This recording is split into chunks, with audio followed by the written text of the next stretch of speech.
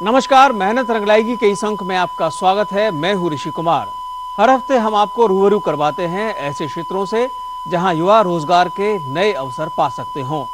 बीमा का क्षेत्र शुरू से ही युवाओं का पसंदीदा क्षेत्र रहा है, शायद इसलिए कि भागदौड़ भरी इस जिंदगी में जीवन की अनिश्चितता को बीमा के जरिए काफी हद तक पूरा किया जा सकता है। वैश्वीकरण और उदारीकरण के इस दौर में भी बीमा क्षेत्र में रोजगार के नए नए अवसर बढ़ रहे हैं। आज सबसे पहले हम आपको रूबरू करवाते हैं और दिखाते हैं कि भारत में बीमा क्षेत्र की शुरुआत कब हुई और इस क्षेत्र में समय की मांग के अनुरूप क्या क्या बदलाव आए। आइए डालते हैं एक नजर बीमा क्षेत्र के सफर पर। इंश्योरेंस यानी कि बीमा। जी हां, आम इंसान द्वारा भविष्य को सुनिश्चित करने की वर्तमान में की गई सुनियोजित पहल। बीमा क्षेत्र का इतिहास लगभग उतना ही पुराना है जितना कि मानव सभ्यता। वर्तमान समय में न केवल उसके स्वरूप में परिवर्तन आया है, बल्कि इंश्योरेंस के आयामों में भी बदलाव देखने को मिला है। यहाँ बात अगर भारत की हो तो बीमा का आधुनिक बाजार स्वरूप 1818 में इंग्लैंड से आया था। उस समय भारतीयों को बीमा करवाने की मनाही थी। बीमा जो है एक फाइनेंशियल सर्विसेज इंडस्ट्री मानी जाती है, जो आम लोगों के लिए अपनी फाइनेंशियल लाइफ प्रोटेक्शन के लिए हो या एसेट प्रोटेक्शन के लिए हो या छोटे मोटे कारीगर करने वाले जो फर्म ओनर के लिए हो या बड़े इंडस्ट्रीज चलाने वाले उन लोगों की जो एसेट्स प्रोटेक्ट, और यहाँ तक कि कोई किसान हो उसके एग्रीकल्चरल प्रोडक्ट्स और वेदर इंश्योरेंस भी, ताकि फसल रेन ना होने की वजह से या सूखा पड़ने से जो फसल की नुकसान होती है उसका भी बीमा की जा सकती है। अगर आप देखे होंगे, सुने होंगे कि ओलंपिक्स तक इंश्योरेंस उसका हुआ कि अगर ना होता, किसी वजह से वहाँ डिस्टर्बेंस होता, तो ओलंपिक्स की ऑर्गेनाइजर्स को कॉम्पनसेट की जा सकती है। सन 1870 में बॉम्बे म्यूचुअल लाइफ इंश्योरेंस का जन्म भारत के पहले बीमा कंपनी के रूप में हुआ। इसके बाद साल 1905 से 1907 के दौरान आंदोलन ने भारत में बीमा की बाढ़ ला दी और यहाँ यूनाइटेड इंडिया, नेशनल इंडिया और कोऑपरेटिव जैसी कई बीमा कंपनियां बाजार में आई। यहाँ से 125 साल की भारत में जो इंश्योरेंस की इतिहास रही है, गांधी जी की पॉलिसीज थी। लाजपत राय जी ने लाहौर में जो लक्ष्मी बैंक एस्टैब्लिश किया था, उसके साथ साथ उन्होंने इंश्योरेंस की कंपनी, वो हमारी जो है नेशनल स्ट्रगल फॉर इंडिपेंडेंस के साथ जुड़ी हुई है इसकी हिस्ट्री। कई लोग जो है नेशनलिस्ट इंश्योरेंस कंपनीज एस्टैब्लिश की। हालांकि one of the oldest insurance companies, जिसको ओरिएंटल कहते हैं, it was started by the British. बीमा कंपनियों की बढ़ती बाढ़ ने सरकार को नियंत्रण के लिए विवश कर दिया, जिसके बाद साल 1956 में करीब 245 भारतीय एवं गैर भारतीय बीमा कंपनियों का राष्ट्रीयकरण किया गया। इसी वर्ष भारतीय जीवन बीमा निगम की स्थापना की गई। इससे बीमा क्षेत्र का बाजार सन 1938 के 298 करोड़ से बढ़कर 1985-86 में 7000 करोड़ के ऊपर चला गया। जो लाइफ इंश्योरेंस कंपनियों की करीब 245 कंपनियों की नेशनलाइजेशन हुई 56 में, जिसके बाद जो life insurance corporation of India का गठन हुआ, और उसके बाद 73 ऐसे ही जो जितने प्राइवेट नॉन लाइफ इंश्योरेंस थे उनकी जो नेशनलाइजेशन हुई। जो 4 कंपनियां जो स्थापित की गई, जैसे ओरिएंटल नॉर्थ के, वेस्ट के लिए न्यू इंडिया, साउथ के लिए यूनाइटेड और ईस्ट के लिए नेशनल। इस तरह से जो काफ़ी हिस्टोरिकल रही है इंश्योरेंस की ग्रोथ इंडिया में। साल 1991 झमझम के तराने लेकर आई बरसात। भीगी भीगी रातों में, मीठी मीठी बातों में, ऐसी बरसातों में कैसा लगता है, प्यार हुआ इकरार हुआ है। 1991 भारत में आर्थिक उदारीकरण का दौर शुरू हुआ। विदेशी निवेश के सारे रास्ते खोल दिए गए। भारत विश्व स्तर पर बड़े बाजार के रूप में उभरने लगा। इस मौके को भुनाने के लिए विश्व की जानी मानी कंपनियों ने अपना रुख भारत की ओर किया। अविवा, कोटक और मैक्स जैसी कंपनियां भारतीय बीमा बाजार में स्थापित होने लगी। सन 1999 के आते आते उन्हें बीमा क्षेत्र में 26% निवेश का अधिकार मिल गया। सन 2000 तक इंश्योरेंस हमारे देश में सरकार ने पब्लिक सेक्टर के तक सीमित किया हुआ था। सिर्फ पब्लिक सेक्टर की कंपनियां ही इंश्योरेंस का व्यापार या बिजनेस करती थी। सन 2000 में संसद में IRDA एक्ट पास होने के बाद में और एक नई रेगुलेटरी अथॉरिटी बनी, insurance regulatory and development authority, जिसका मुख्यालय हैदराबाद में है। उसके द्वारा प्राइवेट कंपनियों को लाइसेंस देने शुरू किए गए।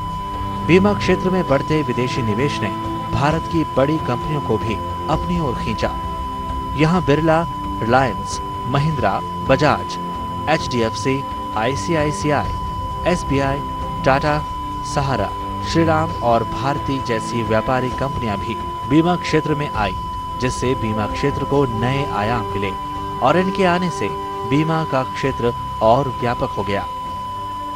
प्रौद्योगिकी, इंफॉर्मेशन टेक्नोलॉजी के जो चेंजेस हो रहे हैं, उससे जितने भी ऑनलाइन सर्विसेज हैं या ई-कॉमर्स है, ये भी बहुत व्यापक रूप से इस्तेमाल किया जा रहा है। जितने भी निजी कंपनियां जो आई हैं, उन्होंने इतने कम समय में 10 साल में इतना अच्छा जो ग्रो किया है, वो इसी वजह से किया है क्योंकि उन्होंने अपना ई-कॉमर्स जो online trade, online sale of insurance policies है, वो शुरू कर दिया है। और इसी के जवाब में life insurance corporation of India जो है, उसने भी अपना कंपटीशन के जवाब में उसने भी अपने आप को इतना आगे ग्रो किया है कि उसने भी जितने भी ऑफिसेज हैं सब कंप्यूटराइज हो गए हैं और बहुत ही टक्कर के रूप में निजी कंपनियों का सामना कर रही है। बीमा बाजार साल दर साल विशाल होता गया। सन 2012 तक आते आते इस क्षेत्र में रोजगार की भी अधिक से अधिक संभावनाएं बढ़ती नजर आई। इतना ही नहीं, जीवन में बीमा की अहमियत को लेकर हर नागरिक जागरूक हो रहे हैं और जागरूकता का सीधा असर बीमा क्षेत्र पर पड़ता नजर आ रहा है। मेहनत रंग लाएगी में वक्त है एक छोटे से ब्रेक का। आप हमारे साथ बने रहिए, देखते रहिए मेहनत रंग लाएगी। ब्रेक के बाद आपका एक बार फिर से स्वागत है। पूरे विश्व में बीमा क्षेत्र की सेवाओं में जबरदस्त इजाफा हुआ है, तभी तो इस सेक्टर में चाहे प्राइवेट हो या सरकारी, दोनों जगह प्रोफेशनल्स की मांग काफी बड़ी है। वर्तमान समय में भारतीय बाजार में भी कई प्रकार की सेवाओं के साथ साथ कई बहुराष्ट्रीय कंपनियां और निजी कंपनियां बीमा कारोबार को नया आयाम दे रही हैं। आइए देखते हैं कि भारत में बीमा क्षेत्र में रोजगार की कौन कौन सी संभावनाएं मौजूद हैं। बीमा के माध्यम से लोगों को न सिर्फ जीवन सुरक्षा कवच और वित्तीय गारंटी मिलती है, बल्कि लाखों लोगों को रोजगार के अवसर भी मिलते हैं। यह क्षेत्र एजेंसी से लेकर मार्केटिंग, डिस्ट्रीब्यूशन, एक्चुरियर, अंडरराइटिंग, ऑपरेशन और निवेश के क्षेत्र में व्यापक अवसरों के दरवाजे खोलता है। बीमा सेक्टर को एक्चुरियर साइंस भी कहा जाता है, जिसमें गणित और सांख्यिकी की पद्धतियों का इस्तेमाल कर इंश्योरेंस और फाइनेंस इंडस्ट्री के जोखिम को दूर किया जाता है। फिलहाल भारत में बीमा कराने वाले लोगों की संख्या विकसित देशों की तुलना में काफी कम है। ज़बरदस्त स्कोप है क्योंकि अब कई नई नई जो चीज़ें हैं, हेल्थ इंश्योरेंस जिसकी बहुत रिक्वायरमेंट है। अब इंडिया में जो अब फूड सिक्योरिटी की बात चल रही है, वहाँ हेल्थ सिक्योरिटी की भी सोची गई है। नेशनल रूरल हेल्थ मिशन और कई जो स्कीम्स है गवर्नमेंट के, उसके अंदर हेल्थ प्राइवेट हेल्थ इंश्योरेंस की भी रोल है। तो इसलिए जो स्टूडेंट्स के लिए हेल्थ इंश्योरेंस में अच्छा रोल है। और एक और जो है होराइजन में एक इंडस्ट्री जो पनपने वाली है आगे से, जो पेंशन ये PFRDA एक संस्था है जो रेगुलेटर है, उनके पास कई स्कीम्स अब वो बना कर ला रहे हैं ताकि हर एक इंडिविजुअल को कुछ ना कुछ पेंशन की व्यवस्था की जाए। वर्तमान में देश में लगभग 30 बड़ी बीमा कंपनियां काम कर रही हैं। सरकारी क्षेत्र हो या निजी क्षेत्र, सभी बड़ी संख्या में मौके उपलब्ध करवा रही हैं। इसी के साथ इंश्योरेंस रेगुलेटरी अथॉरिटी और डेवलपमेंट अथॉरिटी IRDA जीवन बीमा और सामान्य बीमा उद्योग को बढ़ावा देने, क्षेत्र के क्रमिक विकास में योगदान देने और गैर कानूनी गतिविधियों पर लगाम लगाने के लिए काम कर रही हैं। IRDA बीमा कंपनियों के वित्तीय और कानूनी मामलों पर भी नजर रखता है। एक संस्था है जो रेगुलेटर जिसको कहते हैं, IRDA, insurance regulatory and development authority, जो इनका जो मेन काम है कि कंपनियों को रेगुलेट करना और इंश्योरेंस सेक्टर को डेवलप करना, ये दोनों काम वो कर रहे हैं। कंपनियों को हिदायत दे रहे हैं, आपको सही तरीके से अपनी पॉलिसीज़ और स्कीम्स तैयार करने हैं जिसमें कंज्यूमर का प्रोटेक्शन हो, और जो एजेंट वगैरह जिनको कॉम्पनसेशन मिलता है वो रेगुलेटेड हो, अनरेगुलेटेड ना रहें। आज बाजार में इंश्योरेंस प्रोफेशनल्स की काफी मांग हो रही है। दुनिया की आबादी में सिर्फ 14% ही बीमा अभिकर्ताओं के द्वारा बीमित हैं। मतलब कि अभी भी 86% लोगों ने किसी भी प्रकार का कोई भी बीमा नहीं कराया है। आपूर्ति की तुलना में भी मांग बहुत ज्यादा है। आज इस क्षेत्र को लगनशील और व्यापारिक दृष्टि से रखने वाले लोगों की आवश्यकता है, क्योंकि अक्सर कहा जाता है कि बीमा प्रार्थना का विषय, मतलब सही पॉलिसी एक साफ सुथरे तंत्र से अच्छी आय प्राप्त की जा सकती है। जब एक सेक्टर ग्रो करता है तो उसमें हर किस्म की अपॉर्चुनिटीज आती हैं, ना केवल लोगों को जॉब मिलता है बल्कि जो लोग खरीद रहे हैं, एक फाइनेंशियल सेक्टर जो फाइनेंशियल सर्विसेज है, जो सर्विस सेक्टर कंट्री का, वो भी ग्रो कर रहा है। तो it contributes to the gross domestic product, GDP भी हमारा कंट्री का बढ़ता है फाइनेंशियल सेक्टर से। तो अब एट प्रेजेंट 2012 में अगर हम देखें तो इंडिया का जो स्टैंडिंग है विश्व स्तर पर लाइफ इंश्योरेंस में 9th in the terms of market, 9th है लाइफ इंश्योरेंस का। तो इस प्रकार से इट इज स्टिल ग्रोइंग, और एशियन मार्केट में नंबर 1 पे वो चल रहा है कि इतना ज़्यादा डिमांड है इंश्योरेंस की। और अगर 3,000 कम से कम 3,000 से ऊपर का बिलियन का इसमें काम हो सकता है, इतनी उम्मीद लगा के रखी हुई है। लोगों की बढ़ती जागरूकता से बीमा कराने वालों की संख्या में तेजी से वृद्धि हो रही है। साथ ही ग्रामीण इलाकों में भी इंश्योरेंस को लेकर किसान सचेत हो रहे हैं।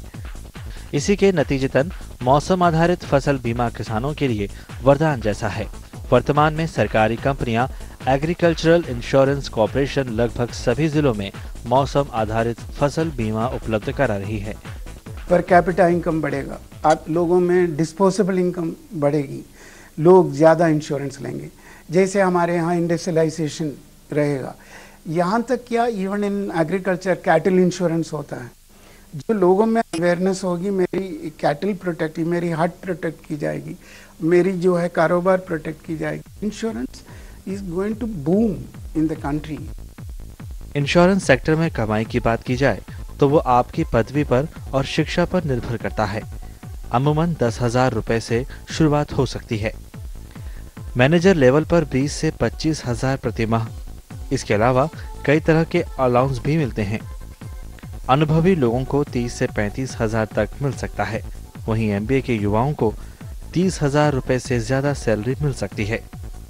एजेंट का जो जॉब है, एजेंट का जो रोजगार है, उसके लिए आपको कमीशन मिलता है। आप जितनी मेहनत करेंगे, जितना बिजनेस लाएंगे, उतना ही कमीशन आपको मिलता है। अमूमन आप 20,000 रुपए प्रति माह के करीब आप कमीशन पा सकते हैं। और ये बिजनेस पार्ट टाइम और फुल टाइम दोनों किया जा सकता है। फुल टाइम करेंगे, जैसे मैंने कहा, जितना आप मेहनत करेंगे उतना आप बिजनेस लाएंगे। तो फुल टाइम में आप हो सकता है ज़्यादा बिजनेस लेके आए, जितना ज़्यादा आप पॉलिसी सेल करेंगे उतना ही आपका कमीशन भी बढ़ता जाएगा। और अगर आप पार्ट टाइम काम कर रहे हैं तो ज़्यादा नहीं तो थोड़ा अपने लिए और अपनी फैमिली के लिए कुछ कंट्रीब्यूट करने के लिए आप जरूर कमा सकते हैं। युवाओं के लिए इंश्योरेंस सेक्टर नया नहीं है, लेकिन बीमा क्षेत्र में नए आयाम देखने को मिल रहे हैं, जिसके मद्देनजर युवा इंश्योरेंस सेक्टर में रुचि ले रहे हैं। बस जरूरत है तो सही तालीम हासिल करने की। वक्त है एक और छोटे से ब्रेक का। आप हमारे साथ बने रहिए और देखते रहिए मेहनत रंग लाएगी। ब्रेक के बाद आपका एक बार फिर से स्वागत है और आज हम बात कर रहे हैं बीमा क्षेत्र में रोजगार की संभावनाओं पर। बीमा के क्षेत्र में प्रवेश करने के लिए आज कई व्यावसायिक पाठ्यक्रम भी मौजूद हैं, जिनके जरिए आप अपनी क्षमताओं और काबिलियत के अनुसार खुद को इस क्षेत्र में स्थापित कर सकते हैं। वैश्वीकरण और उदारीकरण के दौर में बीमा क्षेत्र को एक ऐसे करियर के रूप में देखा जा रहा है जिसका भविष्य काफी उज्जवल है। छात्र बीमा क्षेत्र में 12वीं के बाद कदम रख सकते हैं। इसके लिए भारत भर के विभिन्न राज्यों में कोर्स उपलब्ध हैं। कुछ कॉलेज BA इंश्योरेंस कोर्स करवाते हैं तो कुछ कॉलेजों में PG डिप्लोमा भी मुहैया करवाया जाता है। यदि आप कॉमर्स बैकग्राउंड से हैं और आपके अंक 55% हैं, तो आपको आसानी से एडमिशन मिल सकता है। यदि आप साइंस बैकग्राउंड से हैं तो बीएससी एक्चुएरियल साइंस में आपके लिए फ्यूचर ब्राइट है। इसके अतिरिक्त इंश्योरेंस में diploma, certificate, degree, master degree course कर सकते हैं। वहीं अगर उच्च स्तर की बात की जाए तो एमबीए इन इंश्योरेंस भी मौजूद है। यहाँ पर निजीकरण के बाद प्राइवेट और पब्लिक दोनों प्लेयर्स के होने की वजह से आपके पास 10वीं के बाद भी एजेंट बनने की सुविधा है, 12वीं के बाद भी है और ग्रेजुएशन के बाद भी है। जो हमारे पब्लिक सेक्टर प्लेयर्स हैं एलआईसी और जीआईसी, इनके लिए एजेंट बनने के लिए आप 10वीं और 12वीं के बाद अप्लाई कर सकते हैं और उनका एग्जाम क्वालिफाई कर फीस देकर आप सालाना तौर पर अपने आप को एज एन एजेंट आगे ये बिजनेस कर सकते हैं।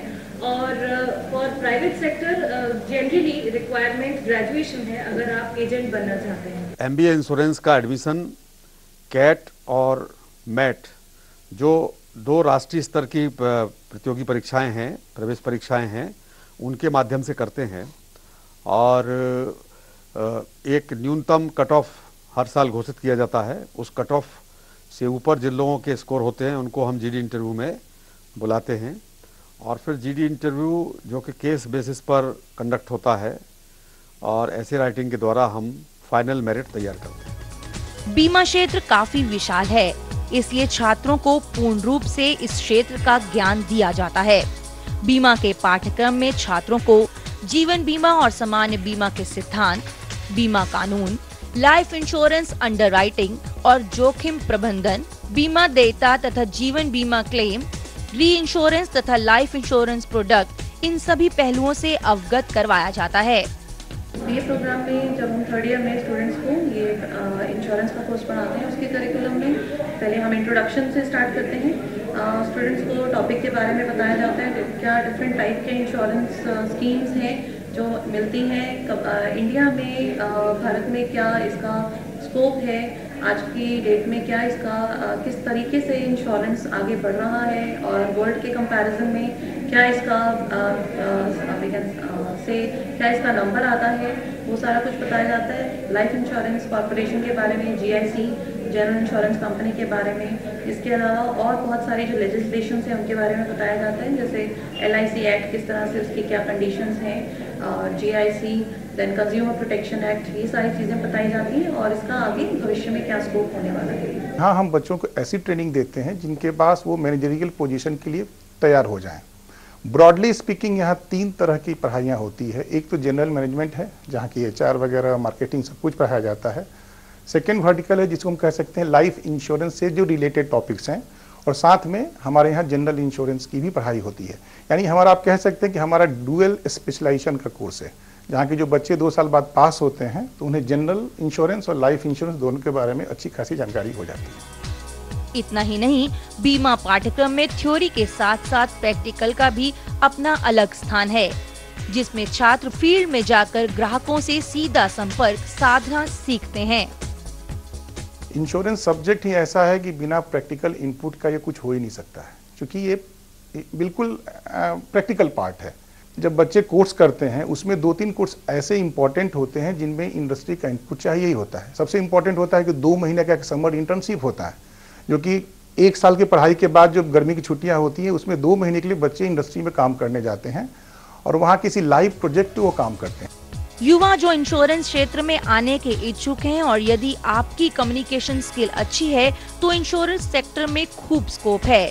इस क्षेत्र के लिए सबसे ज्यादा जरूरी है कि आप कितनी कुशलता से दूसरों को अपनी बात समझा सकते हैं।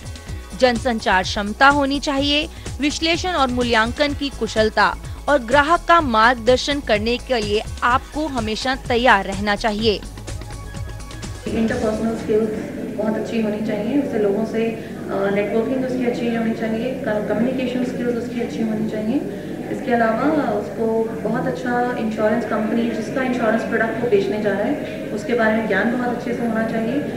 डिफरेंट पॉलिसीज़ हैं उन सब की, जैसे लिखा जाता है टर्म्स एंड कंडीशंस अप्लाई, तो उनके बारे में उसे अच्छे से ज्ञान होना चाहिए जो फाइन प्रिंट में लिखा जाता है, और ताकि उसे अगर कंज्यूमर जो इंश्योरेंस खरीदने वाला व्यक्ति है वो उससे कुछ भी पूछे तो उसके बारे में उसे अच्छे से ज्ञान दे सके, उसके बारे में अच्छे से उसे उसके डाउट्स को वो क्लियर कर सके। बीमा का कोर्स करने के बाद आपके लिए रोजगार की भी अधिक संभावनाएं मौजूद हैं।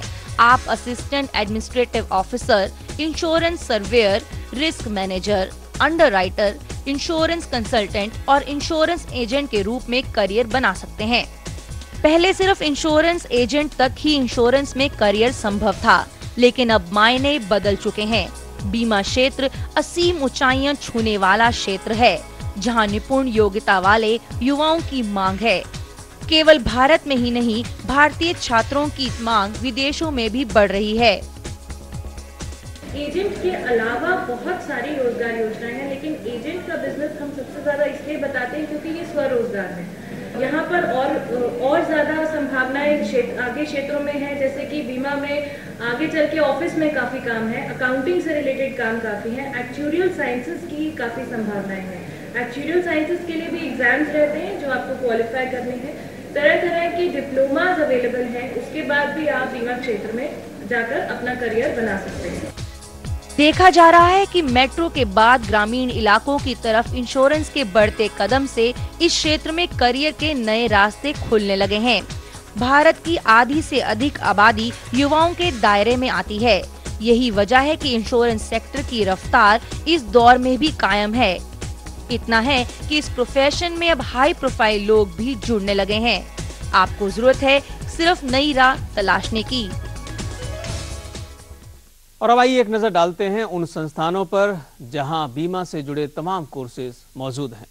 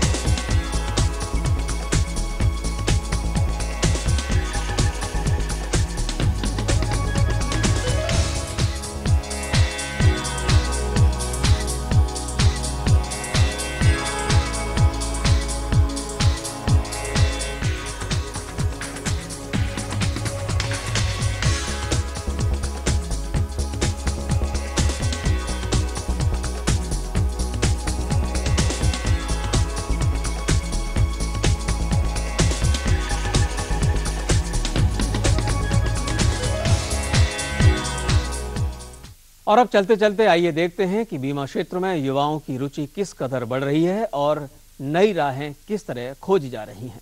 इंश्योरेंस एक्चुअली एक बहुत बूमिंग इंडस्ट्री है कि फ़िलहाल वही रिसेशन से हम लोग उभर के आ रहे हैं और अब जो है कि हर चीज़ पे एक लॉस होता है, हर चीज़ पे लोगों का रिस्क रहता है। सो डेफिनेटली हर चीज़ पे इंश्योरेंस होती रहेगी। बहुत अच्छा स्कोप है इसका आगे जाकर। बाकी और सब्जेक्ट्स में हमें हायर स्टडीज़ तो करनी ही पड़ती है, मगर इसमें इस सब पर्टिकुलर इस कोर्स में ये है कि ग्रेजुएशन के बाद ही हम कुछ ना कुछ अटेम्प्ट कर सकते हैं, कोई पेपर दे सकते हैं, जॉब अप्लाई कर सकते हैं। यूएस वगैरह सब में इंश्योरेंस स्टेबल हो चुका है, लेकिन इंडिया में लोगों को इसके बारे में बहुत उसको अवेयर करवाना है लोगों को इंश्योरेंस का।